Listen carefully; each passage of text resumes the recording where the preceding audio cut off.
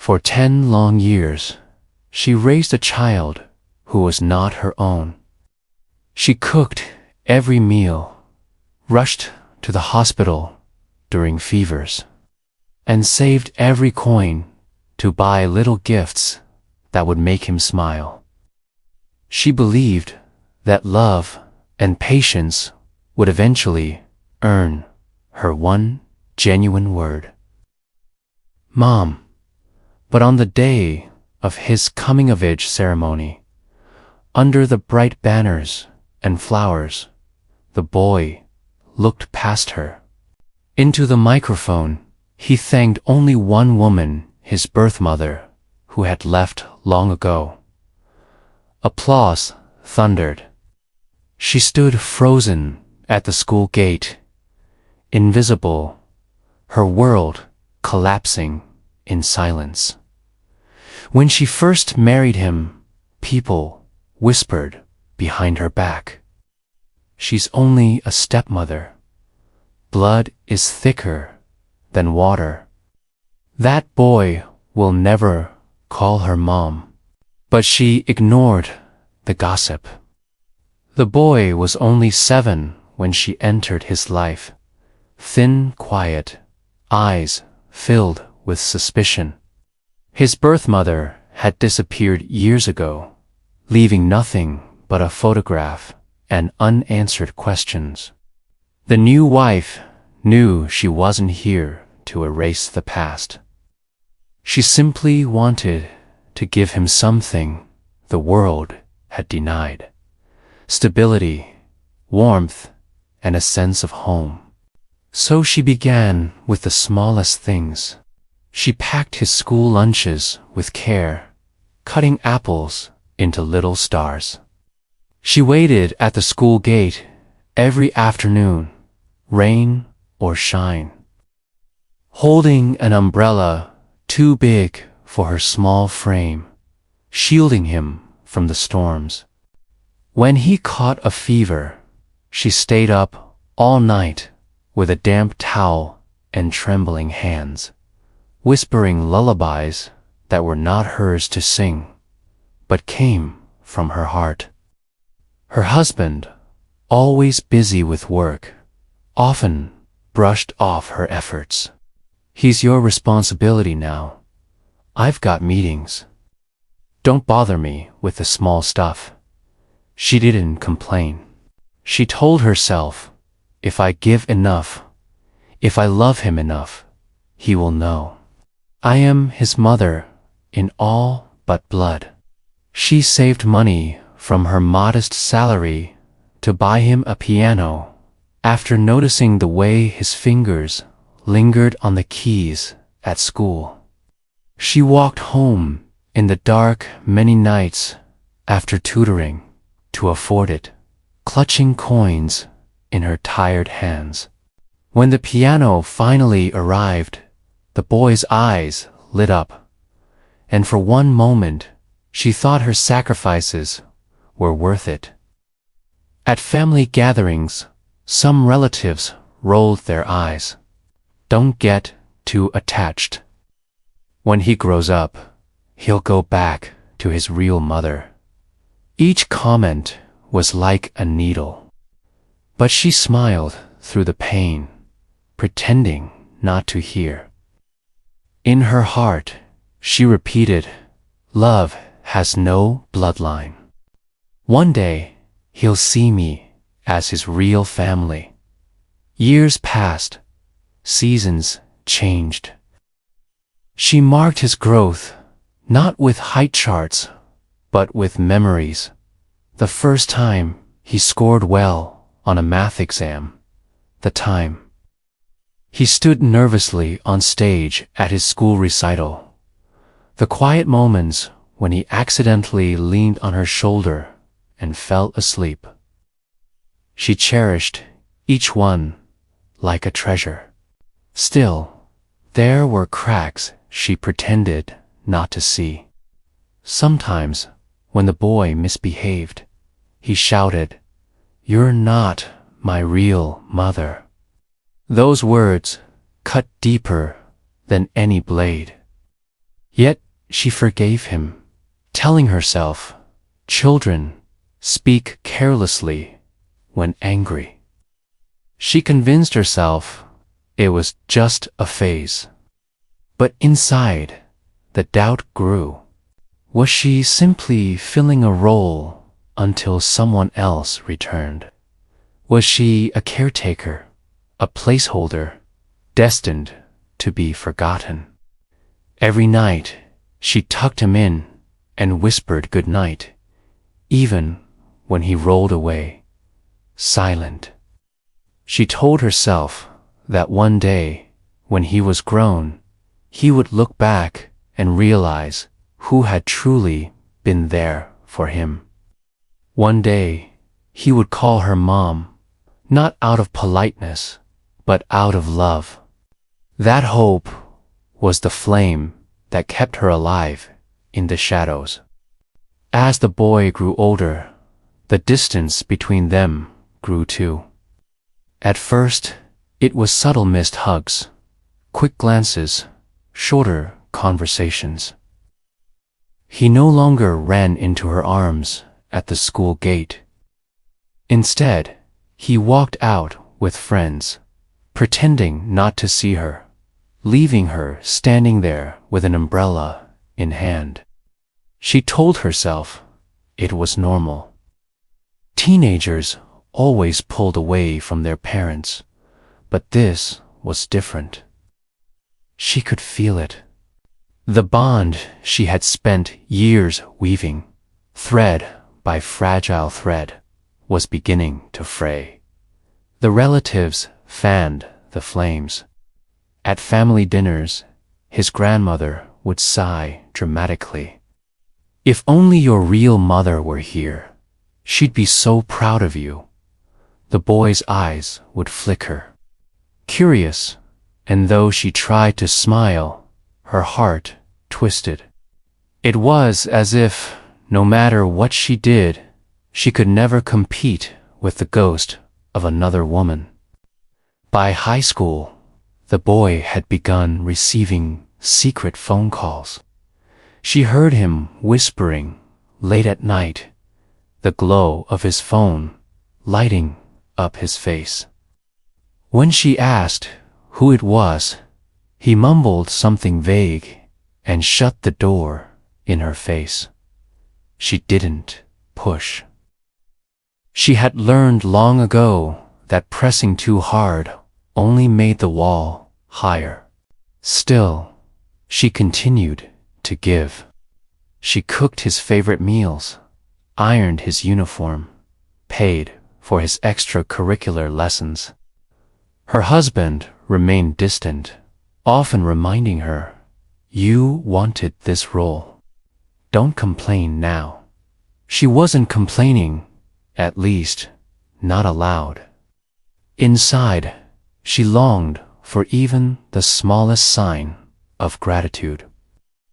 The breaking point came on the day of his coming-of-age ceremony.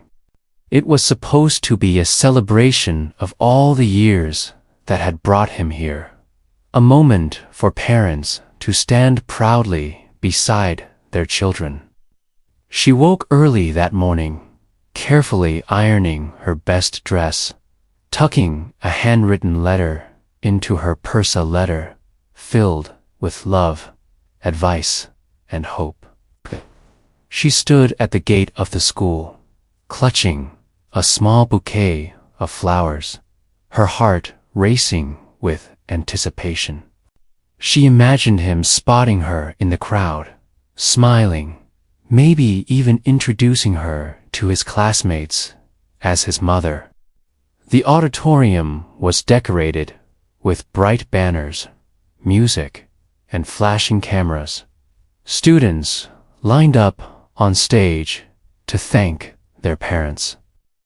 When it was his turn, she held her breath, tears already gathering in her eyes. He stepped forward, took the microphone, and with a steady voice said, "I want to thank my mother, who came today to see me." For a heartbeat, her chest swelled. till she realized he was looking at another woman in the audience, his birth mother. The woman who had left a decade ago now stood proudly in the front row, soaking up the applause.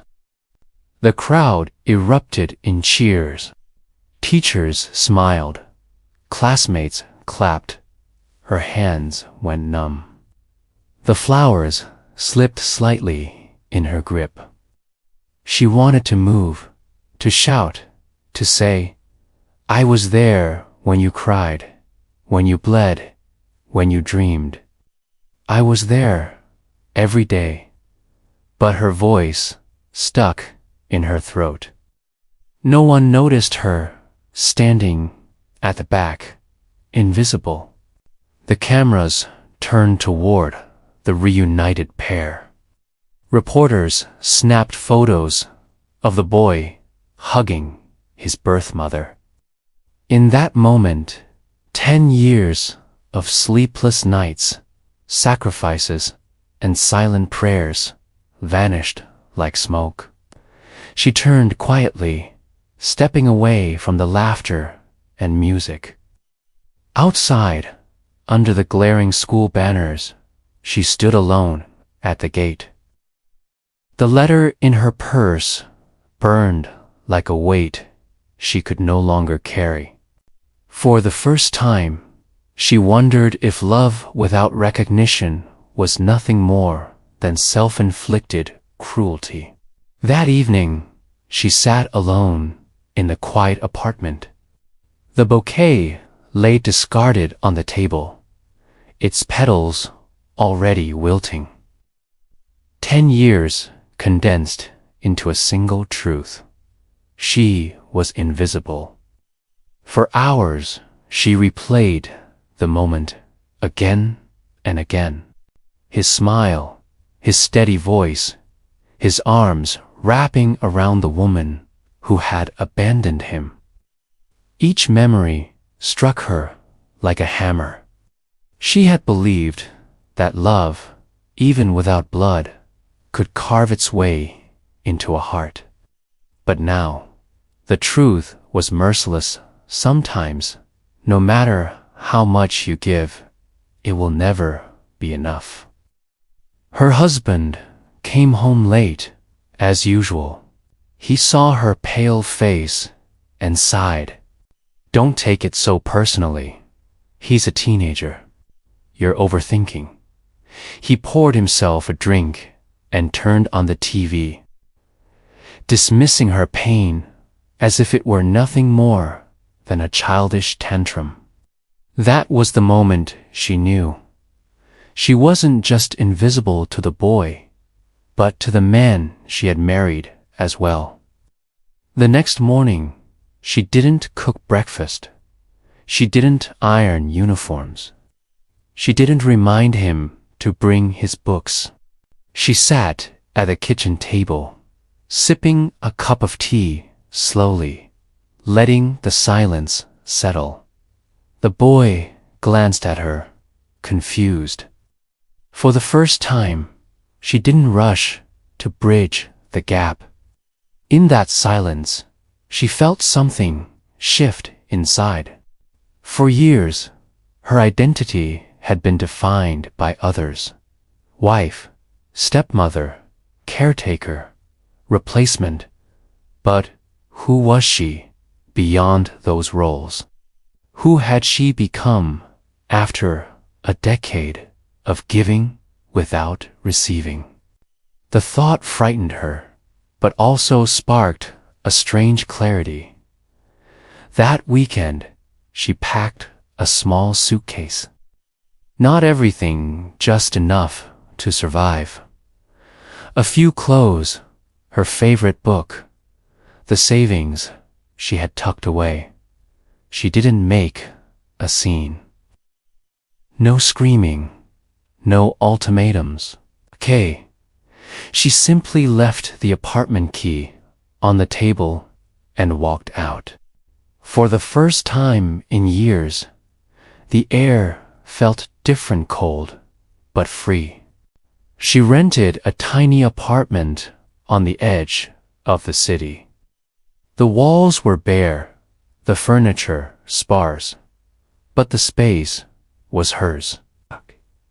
She could place her shoes where she wanted, cook when she wished, and sleep without waiting for footsteps that never came. It wasn't easy. Nights were long, filled with loneliness and doubt. She wondered if she had been foolish to walk away, if she was truly strong enough to live on her own. But each day she forced herself forward. She enrolled in evening classes, picked up freelance work, and slowly pieced together a life that belonged to her. In the mirror, she began to recognize herself again, not just a shadow behind someone else's child, but a woman with her own name, her own voice. One night, sitting on her narrow balcony, she whispered to the stars, "Love cannot be begged. Respect cannot be forced. If the world refuses to see me, I must see myself." It was not a triumphant declaration, but it was a beginning, a seed planted in soil that had long been barren. The stepmother, once invisible at the school gate, was no longer waiting for recognition. She was building a life where she could stand in the sunlight on her own. Time moved forward, but it carried a quiet vengeance. Her husband, once so confident and dismissive, soon found his world unraveling. Business deals collapsed, colleagues distanced themselves, and health problems crept in. The woman he had once pined for, the boy's birth mother, drifted away again, unwilling to share the burden of a failing man. The son, now preparing for university, grew resentful of his father's temper and neglect. Their household, once held together by her silent sacrifices, fell into disarray the moment she walked away. Meanwhile, in her tiny apartment, life was blooming. The stepmother, who had once been invisible, began to rediscover her own strength. She turned her love of writing into part-time work, helping to craft stories for children's magazines. She joined a community art class, painting the scenes she once only dreamed of. At first, her hands shook with uncertainty, but soon colors flowed across the canvas like a release of years of bottled-up pain. And then something unexpected happened. One evening at the library, while returning borrowed books, she struck up a conversation with a man searching for the same novel she loved. He wasn't extraordinary, not in the way romance novels describe, but he listened, truly listened. When she spoke, he didn't dismiss her words or reduce her to a role. For the first time in years, she felt seen. She didn't fall into his arms immediately. She had learned too much to surrender so quickly. But little by little, she allowed herself to believe in the possibility of companionship built on mutual respect. His kindness wasn't wrapped in grand gestures, but in small consistencies, a cup of tea waiting after her long day, a text asking if she got home safely, Months passed. Then, one afternoon, as she was leaving her art class, she saw him, her stepson. Taller, now, older, his shoulders broader. He froze when he recognized her. In his eyes flickered something she hadn't seen before. Shame. He approached slowly, voice unsteady. I'm sorry. She said nothing at first. The silence stretched, filled with all the words never spoken over 10 years. Finally, she managed a small smile. I don't need your apology. I only hope you live well. Tears filled his eyes. He whispered, almost childlike, I called the wrong person that day. Her heart twisted, but she shook her head gently. You called the person you needed then. That doesn't erase what I gave, and it doesn't erase who I am. With that, she placed a hand briefly on his arm, then walked away. Her steps were steady, her back straight. She didn't look behind her. For the first time, she wasn't defined by being his stepmother or his father's wife or anyone's replacement. She was herself. At home, she hung a new painting on the wall, a gate beneath a bright sky, with flowers spilling across the entrance. It wasn't the school gate where she had once been abandoned. The present gave her choice. The future, at last, was hers to claim. Her story is not just about one forgotten woman. It's about countless people who give everything, yet remain unseen. The stepmother stood for love without recognition, sacrifice without thanks, devotion without reward. For years, she believed her worth depended on others, a husband's approval, a child's affection, a family's acceptance. But when all of it was stripped away, she discovered a truth more powerful than any betrayal. Your value is not determined by those who fail to see it. Sometimes walking away is not abandonment, it's survival. Sometimes the bravest act of love is not for others, but for yourself. To anyone watching this who has ever felt invisible, remember, you do not have to live in the shadow of someone else's memory.